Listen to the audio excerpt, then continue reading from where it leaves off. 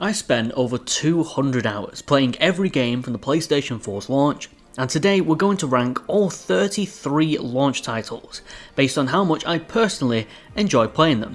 Welcome to Don Critic. This is the PlayStation Archive, where I plan to play and rank every playable game on the PS5. Yes, including backwards compatibility. That leaves us with only one place to start, and that is with the launch of the PlayStation 4, all the way back in 2013. The PlayStation 4 saw 34 launch titles. However, I personally left the Playroom off the list, which was a free augmented reality game that used the PS4's camera and isn't playable in any way, shape or form on the PS5, so it doesn't really qualify. I also just quickly want to point out that this list is purely based on my own opinions and is in no way going to reflect your own rankings. In the comments, be sure to let me know what your favourite launch titles were and which ones you maybe never got around to play.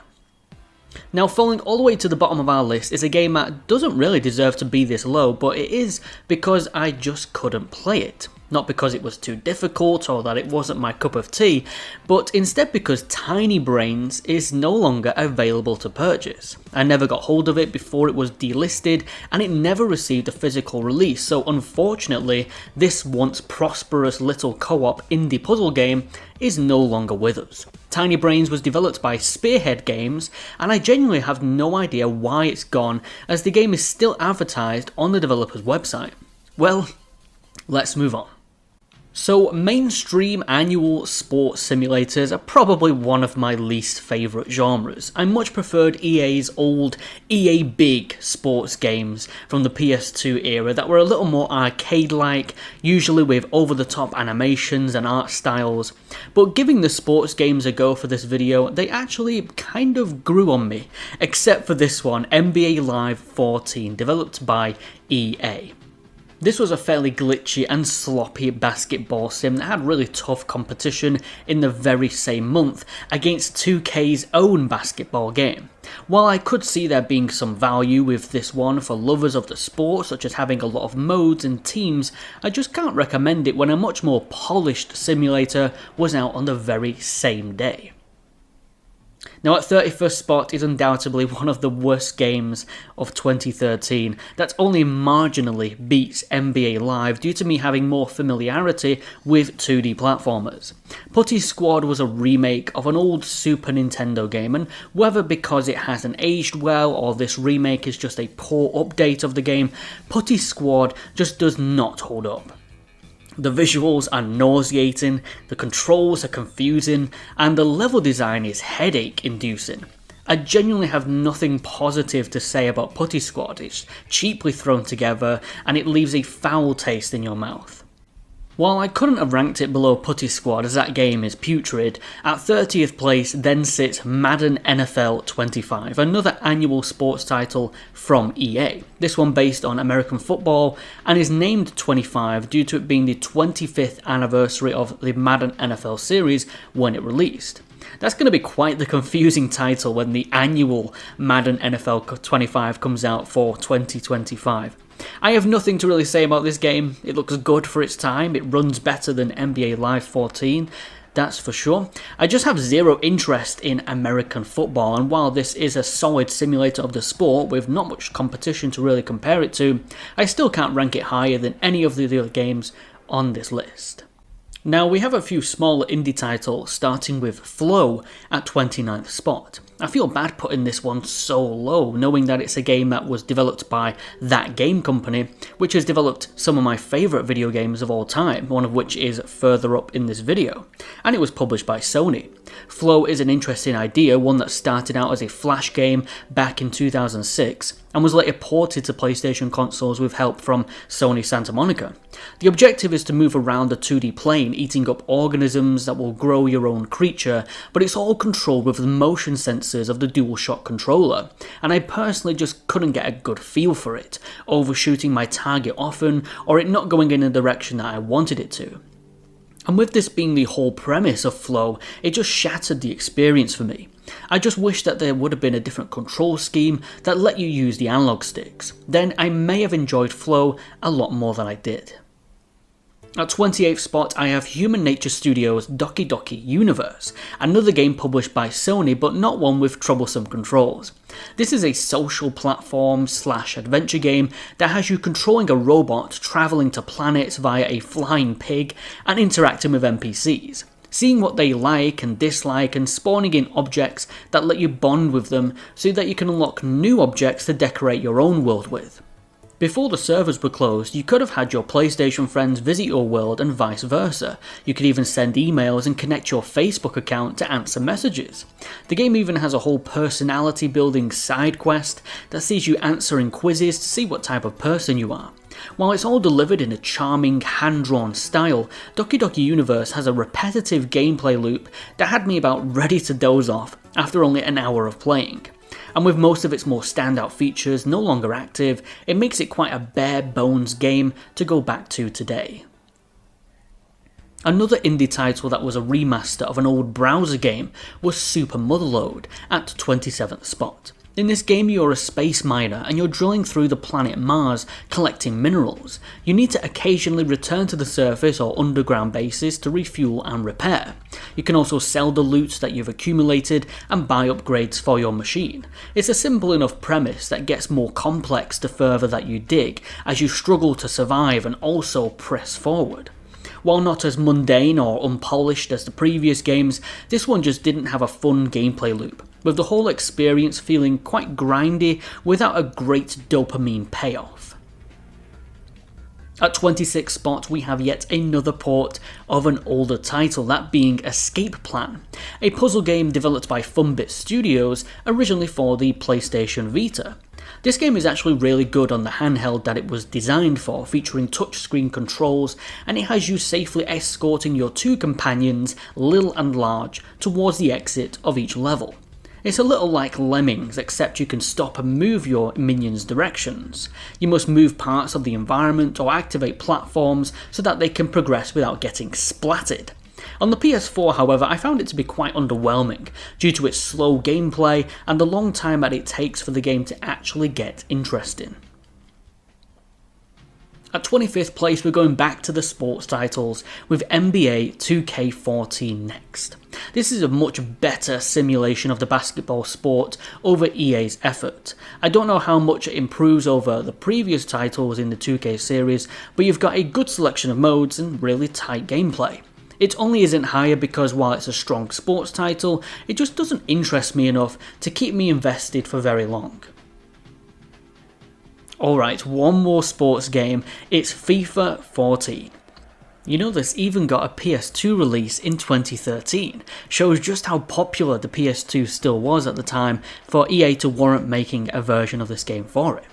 FIFA 14 again isn't a bad game, but it is just more football, now with new players, a few new mechanics, and developed in a new engine. It's an authentic football simulator, and I'm much more familiar with this than basketball, while not fundamentally flawed, as I'm sure if you're a football enthusiast, you will get some enjoyment out of this game, and it does go for dirt cheap these days, but again, it just fails to hold my attention for very long. Coming in at 23rd spot, we have the first of many free-to-play games that launched with the PS4. Blacklight Retribution was developed by Hardsuit Labs, and I was genuinely surprised that the online servers were not only still active, but so populated. A lot of people still enjoy playing this game, and I can certainly see why. Blacklight Retribution is a sci-fi PvP shooter with your standard modes you come to expect from the genre, and a progression system that is infused with plenty of microtransactions. While the game has some nice visuals and plenty of weapons, it just can't help but feel like a very common FPS game I've played a million times before, that launched at a time when we were drowning in this genre. And yeah, the players you'll put up against these days are the best of the best. They have all the best weapons and attachments and know all the best spawn kill locations. It's a tough game to get into these days, but if you're looking for some quick multiplayer shooter goodness for no entry fee, then Blacklight is still a very tempting game to recommend. Now, this was a game I was not expecting to enjoy as much as I did. I placed Backgammon Blitz at 22nd place, as I have to give it the benefit of the doubt, I was hooked. This is an addictive checkers-style board game. Backgammon itself is a fun time, especially playing it against another player. You've got a few different boards to play on and 2 game modes, and that's about all you have in terms of content. The game is very light on features and options, it has cheap UI, but it's still an inexpensive and solid recreation of a fun, classic pastime board game that you can get a good hour or 2 of enjoyment out of. At 21st spot and overtaking Backgammon Blitz, due to it having way more content and higher replay value, it's Just Dance 2014. I doubt this popular series from Ubisoft needs any introduction. This was the 5th mainline annual Just Dance game and once again brings the formula made famous from Konami's DDR series up to date, but instead of pressing the directional buttons in time with the music, you're performing the dance moves on the screen. Just Dance 2014 has a new selection of music tracks, capturing the same iconic art style you can expect from the series, with well-made costumes and some great visuals. The range of music is a mixture of some pop classics from George Michael, ABBA, Bob Marley, and also more modern dance pop music from artists such as will.i.am, One Direction, Olly Murs, and there's surprisingly a lot of Lady Gaga. It's more mainstream pop dancing with a new lick of paint. If you like many of these songs, you can get many hours out of this game. For me, Contrast just surpasses Just Dance because it's much more ambitious and attempts to deliver a captivating story presented via a shadow-walking puzzle platformer. Contrast goes with a striking 1920s setting and style.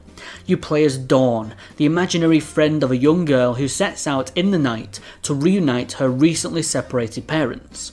Dawn can warp into lit walls and use any shadows as platforms, and this is how most of the puzzles in the game will play out, with you finding objects to create and cast shadows on the walls with. There are some really cool visuals made with this mechanic, and paired with the excellent soundtrack, there are some good moments that keep you hooked over the very short length of this game. However, the puzzles themselves never feel like they fully utilise this shadow walking gimmick, and along with many interrupting loading screens, mediocre animation, and an uneventful conclusion, Contrast is an ambitious indie title that never reaches its full potential. At 19th spot, I have the Pinball Arcade by Farsight Studios. This is another free-to-play game that required you to purchase the bundles of pinball tables separately, or you could purchase the physical edition of the game that came with the bundles on the disc. While it had some strong competition with a game much further up on this list, the Pinball Arcade is still a fun simulation of the pastime activity of going into an arcade and playing some pinball. With good physics and a great selection of tables all meticulously remade, from such classics as the Gottlieb series and Stern Pinball to even some pop culture licensed tables like Doctor Who, Star Trek and Ghostbusters. This is a great package, it's just that pinball saw an even bolder resurgence in another game that we'll get to shortly. At 18th spot, we have another port, this one from the popular mobile game Angry Birds Star Wars. While it was heavily criticised at the time for its egregious launch price on PS4, this is still a solid puzzle game that has you flinging the characters of Star Wars in bird form at pigs encased in stormtrooper outfits, and defended by structures that you can topple over. The way that the two franchises of Star Wars and Angry Birds have been blended together here works perfectly, as almost everyone from the original trilogy is represented in some way and have their own unique abilities to attack the pigs. Like Obi-Wan can force pull objects towards him, whereas Han Solo can shoot his blaster. The stages also take you across the Star Wars universe, covering Tatooine, Hoth, the Death Star and many more. The controls are simple enough to learn, with you able to choose between using the analog stick or using the touchpad on your controller. It's got good physics, extra levels and nice visuals, but even to this day this game is still going to play better and is more cheaper on the original mobile platform it was intended for. At 17th spot, I have to place Knack, not able to get him any higher without properly justifying it. This was one of the biggest launch titles for the PlayStation 4, being the first exclusive that was announced with the console. Built to not only show off the new particle effects and amount of objects that the PlayStation 4 could render at once, which is where Knack gets his design from, but also as a way to return to a more familiar time of platformers and simple action games. Unfortunately, I feel PlayStation went a little too heavy on the simple side, as while Knack does have some fun moments, especially when you're a towering behemoth wrecking tiny goblins, it is still a very basic action game that doesn't really do much to grow the genre or express the PS4 in any meaningful way. Like, there are similar action games from the PlayStation 2 that did and brought a lot more to the table, and many of them were licensed games. Knack's main premise is you playing as this golem made of relics that can grow and shrink depending on how many relics that he is made up of. And while there are moments that you can shrink and you can grow, even replacing your relics with other properties like glass and wood, they're all scripted moments. So while you do enjoy growing into a behemoth, it only lasts as long as the game allows it to. And almost always you're reverted back to your small inferior form at the start of each new level. That being said, Knack isn't lower on this list, as while it is a heavily scripted game that hinders its own enjoyment at times, this is still a polished action game in which its simplicity makes it easy for players of any age to pick up, play, and have a good time with. Now, just ranking over Knack, we have the annual Call of Duty from Activision, Call of Duty Ghosts. This game fits around the middle of the list because I too have such a mixed opinion on this game.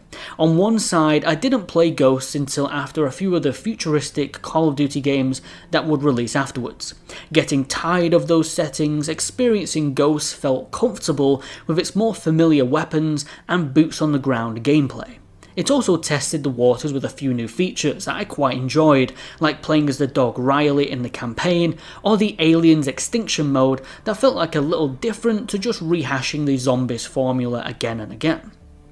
I have good memories of Ghosts, however replaying the game for this video, I felt that Ghosts just did not hold up at all.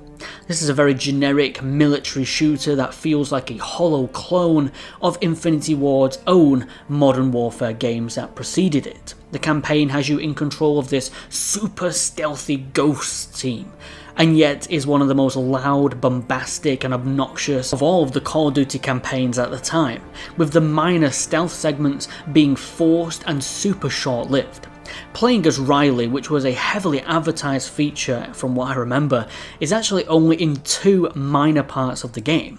The multiplayer is just your usual Call of Duty offering that has evolved so much since, and the Extinction mode doesn't have the same replayability factor as Treyarch's much more memorable zombies.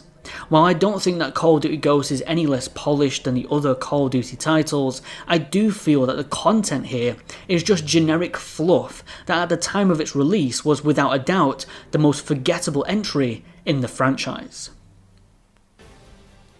At 15th spot is arguably the better child-friendly action game of 2013, albeit at a much higher price, Skylanders Swap Force, which continues the trend of action figures coming to life on your TV, but this time has a new range of toys that can be split in half and swapped with other Skylanders to create hybrids that will take powers and abilities from both Skylanders that you've fused together.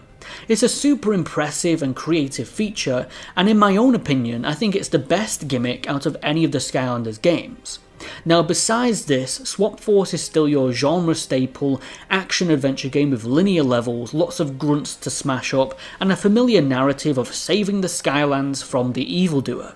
It's got great humour, and it's a very polished game with great worlds to battle through and solve the odd 1 or 2 puzzles. That being said, there are many areas in the game locked out until you have a Skylander of a particular set or element, which I did find a little bit of force monetary, as these figures are all sold separately and you only get 2 with the game, so if you want to see everything in Swap Force, it's going to take a lot of money. This is still a fun game and more appealing to the younger crowd that'll look past its repetition and expenses. At 14 we have another launch exclusive, Guerrilla Games' Killzone Shadowfall. To clear the air straight away, while I have positioned this game at a lower spot, I love the Killzone franchise. The first 3 games are some of my favourite first-person shooters. However, the series' jump to PS4 has felt little more than something to show off at press events. Now, there certainly is a good game here, but one with many caveats to prevent it from reaching the heights of its predecessors. Shadowfall takes place after Killzone 3 and centres around the coexistence of both the ISA and the Helghast, whom the Prior have allowed the former to take refuge over half of their planet after they rendered Helghan inhabitable in the previous game. However, factions within both the ISA and Helghast don't want to let the other live in peace. It's a strong foundation for a militarised narrative, but unfortunately it comes off feeling underdeveloped with quite weak lead characters.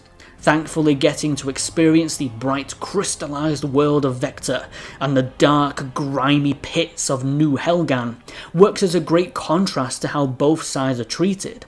It just needed those stronger lead characters to really carry this narrative. The gunplay feels slow and heavy, which does match the previous games in the series and helps give the game some weight. There are also a few new features in the gameplay. You've got your new flying drone, the Owl, which you can give different orders, from spawning a zipline to building a shield for yourself, or even just attacking enemies with its machine gun. This was an interesting addition, but the gunfights are spread so thinly across the campaign, I often forgot it was even there, and mainly used it at the parts that you needed a zipline to progress. There's also the new assault rifle that doubles as a long-range railgun.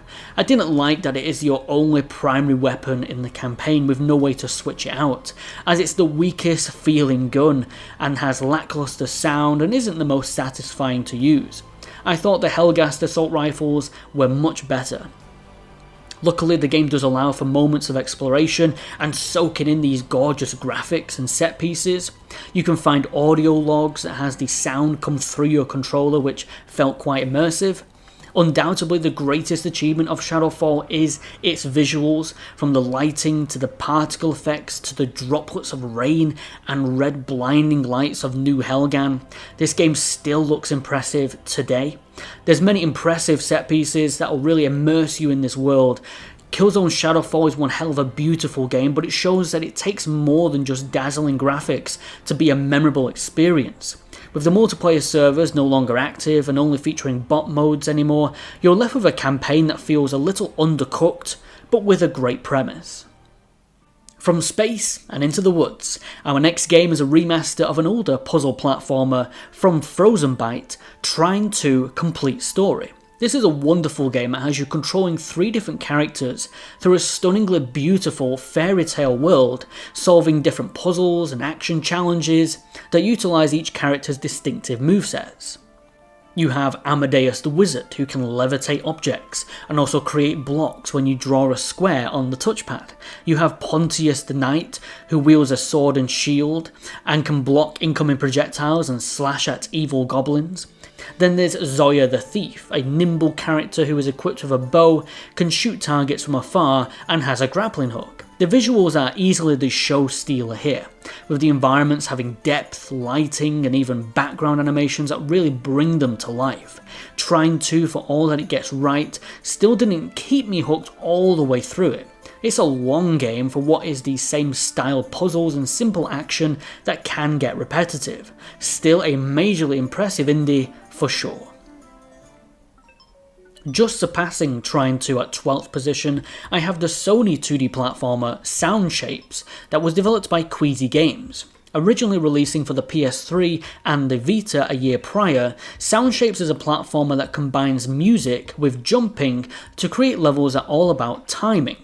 You play as a blob that can stick to surfaces, or can roll at top speed, which loses its adhesiveness. So you've got to make it across the screen, dodging red danger obstacles and collecting pickups that add more beats to the music. The game plays into the whole music theme really well, having the stage select screen being albums, and the levels are the lines on a vinyl, which was a really awesome detail. And each chapter has its own artist and genre, with Beck Campbell and even deadmau5 contributing music to the game. The levels evoke the songs perfectly, with the whole design and enemies changing drastically to fit the new style and genre. There's also a level editor mode, allowing you to create your own stages and by extension music, although I wasn't very good at this. At the time you could have also downloaded other people's levels online, however this service was closed down in 2018. There are some expansions to purchase, including a new selection of levels that have you controlling a motorcycle, but I wouldn't say that you need to buy all the DLC to get the most out of this game. It's a neat premise and it works in inviting newcomers to music without any prior knowledge, and it's got a really awesome soundtrack. However, once I had completed the campaign and tested out the level editor, I just had no desire to really come back to it. Up next at 11th spot, we have another free-to-play game, War Thunder, by Gaijin Entertainment, which is still very much alive and kicking, having even a PS5 update in 2020. This is a very popular vehicular combat game that covers land, sea and air via dogfights, tank battles and naval battles. It features vehicles from many different wars, from World War I all the way up to modern day, and covers a range of countries that you can play as. The gameplay is more on the sim side, with it being methodical and having a lot of intricacies that can make it feel a little daunting when playing against much more experienced players. However, there's a lot of fun here to be had with the range of vehicles on offer, 3 very different gameplay styles, and some cool damage cutscenes that play in the corner of the screen when you damage enemy vehicles. The most off-putting part of War Thunder is its atrociously expensive DLC. We're talking full game price for just one vehicle and some additional in-game currency. Nevertheless, there are some PS Plus freebies to redeem and some free high-res texture packs to download. War Thunder, I was surprised I enjoyed it as much as I did. Its gameplay simulates these vehicles well. While I wasn't very good in the air battles, the tank and naval ones were really good fun. Just if there were more starting modes to play for new players and had better menu UI, this might not have turned me away so quickly. Beginning the top 10, our free-to-play launch games continue with Zen Pinball 2, the second pinball game that you had at the PlayStation 4's launch. While the Pinball Arcade may have had more nostalgic tables for pinball enthusiasts, Zen Pinball 2 takes a more arcade-like approach, with having the majority of its tables based on other IPs, with animations and mechanics that some wouldn't really be possible in real-life pinball tables. And so it really comes down to what you much prefer. I personally enjoy the range of tables that Zen Pinball offers, covering the massive Marvel and Star Wars universes and other pop culture movies, television and video games. I feel it really pushes what you can do with the virtual pinball genre, and the game itself is well polished with sleek UI, menus and great effects and physics in each of the tables. However, without a physical version like the Pinball Arcade had, you're left with just one starter table and having to splash out for the other tables in different packs. Zen Pinball 2 is still a very polished and varied pinball game nevertheless. Now speeding into 9th place is the only racing game at the PlayStation 4's launch, EA's Need for Speed Rivals.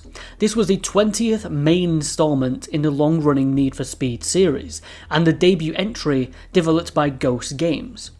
With Rivals, EA wanted to have a more social racer and so implemented the All Drive feature, which has you automatically match made with other players within the same open world. But this means that you'll always need to be connected to the internet to play Need for Speed Rivals. This entry also focused heavily on the option to play as both a street racer and a cop. On one side you'll be participating in races and reaching top speeds on the roads, whereas on the other you'll be using your weapons, or pursuit tech as they're called, to bust other racers. In conjunction with the All Drive feature, you could partner up as cops taking down racers together, or could see yourself chasing down and trying to bust other players like a game of cops and robbers. It's a neat addition to this series that adds some uncertainty to the open world cruising. Alongside this, you have the franchise staple high-speed racing, lots of dazzling cars to drive, good chases, and really beautiful graphics that make Redview County a feast for the eyes, despite it not having any iconic landmarks to make it stand out from the many other open worlds. Need for Speed Rivals is still a solid entry in the series, was by default the best racer at launch, and has some interesting ideas put in use. It's just held back by always having to be online and the burden of connectivity and host issues that come with that. Its overly aggressive wanted system that will see the whole Redview County police force on your tail for just passing the speed limit in a Need for Speed game, and is lacking a visual style that is more memorable and appealing like the old Most Wanted and Underground days of the series. Now back to the free-to-play market. At 8th spot, I have Digital Extreme's Warframe, a sci-fi third-person action shooter that combines role-playing elements of creating your own galactic warrior with the loot-em-up style of something like Borderlands. Warframe also saw a PS5 release in 2020, giving it DualSense features and higher resolution.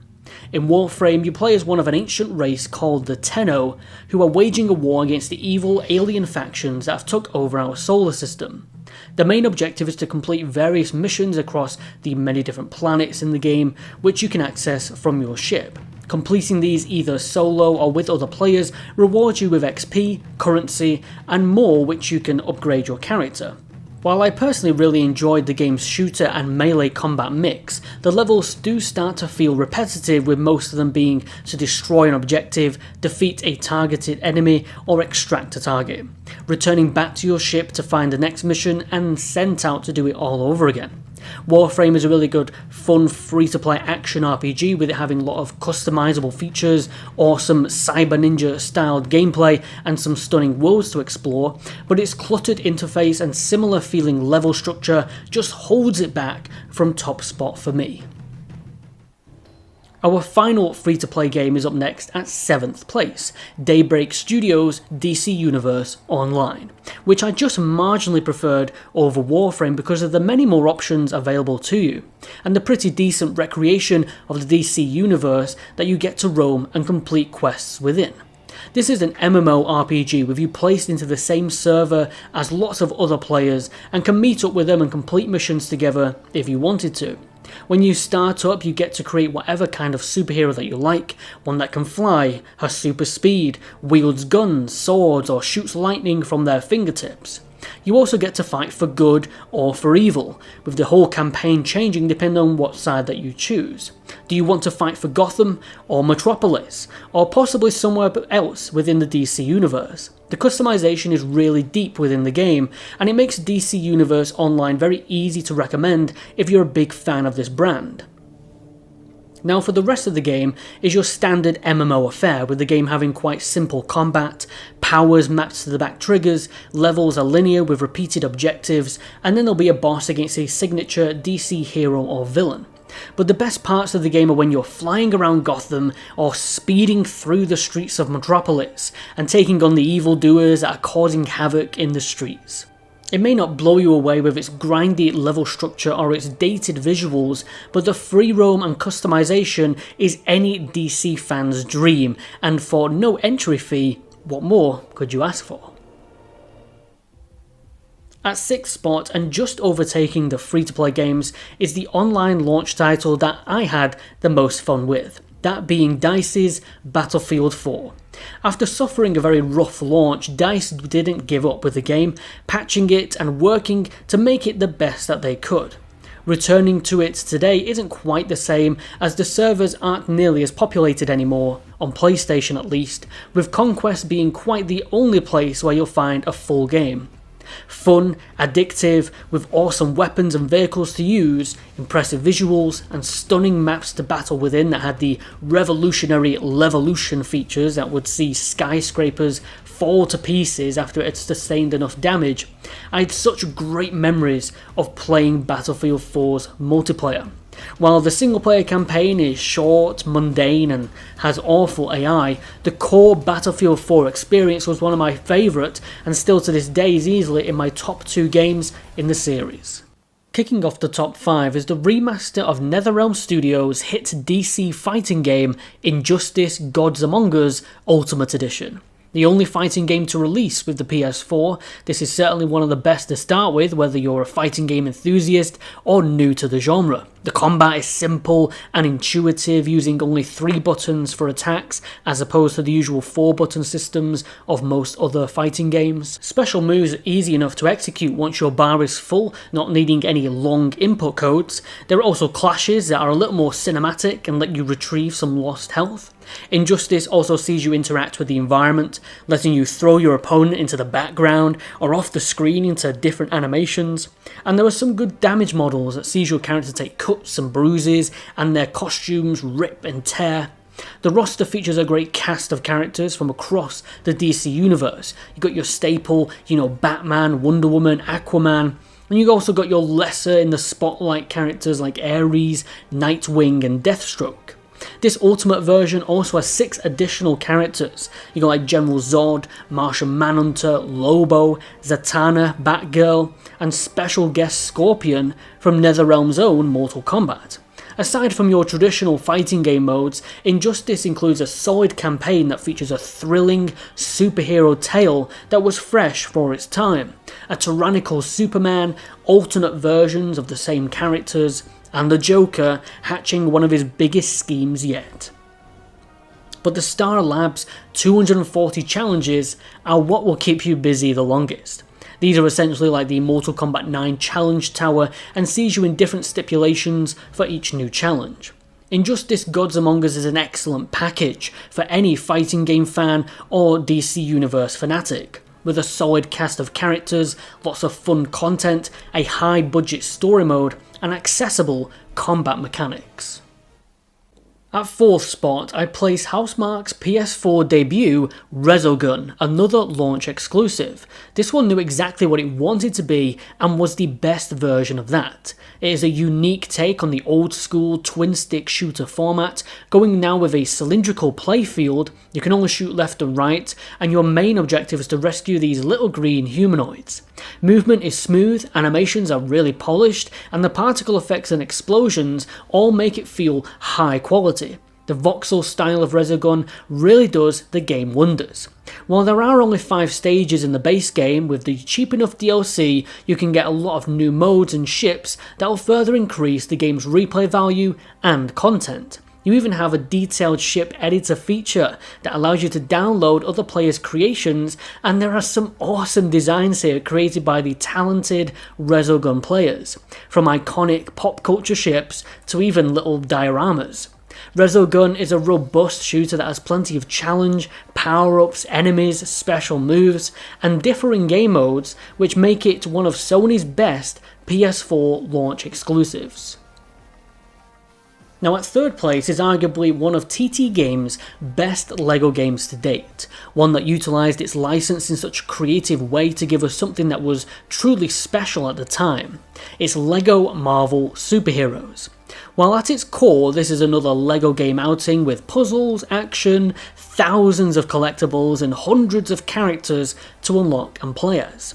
What made LEGO Marvel Superheroes so great was how it used its license in such a creative way. It wasn't based on just the movies, but noticeably pulled from them to craft a whole new adventure in the Marvel Universe.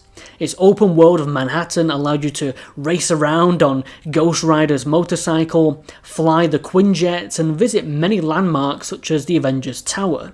Whereas throughout the 15 levels you will battle many of the noteworthy Marvel villains, everyone from Red Skull to Magneto to Doctor Doom, through some of the most iconic locations from both the Marvel comic books and the Marvel movies, such as Asgard, the X-Mansion, and the Fantastic Four headquarters, the Baxter Building.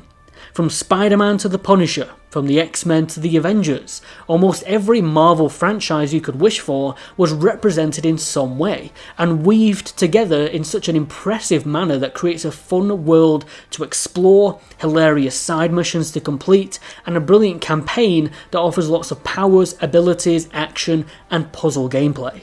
LEGO Marvel Superheroes had the best of TT Games' LEGO adventures all rolled into one impressive package that will be enjoyed by anyone who has ever read or watched a single piece of Marvel media. Now, I said earlier in the video that the developer, That Game Company, has produced some of my favourite games, and one of those is Flower at second place. Originally releasing for the PlayStation 3 in 2009, Flower has you controlling a gust of wind blowing flower petals along to revive the nature of the landscapes and bringing colour back into the world.